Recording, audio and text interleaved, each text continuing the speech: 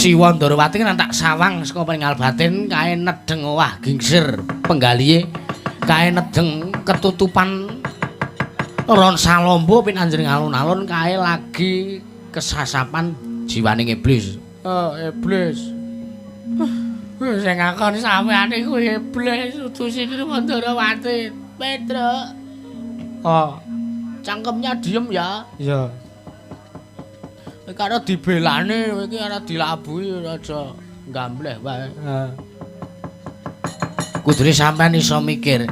Saiki Sinuwun utawa Siwa Ndarawati iki lagi ora rena penggalihe wekasan ora iso mbedake endi antarane kakekne Semar mbangun kayangan papane para dewa, endi lingkakan antarane kakekne Semar arep mbangun kayangan morale para kawusan Guru Ngamarta. Mula saiki nek sampean kok arep melu-melu Siwa Ndarawati salah klaprah.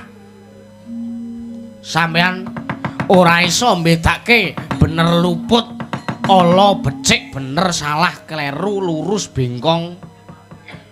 Sampeyan ora iso mbedake. Nalar sampeyan ngono sampeyan sinebut Senopati Ndarawati ora jumbuh karo titel derajat pangkatmu lek mak cilik seyaki. Aduh, Ger.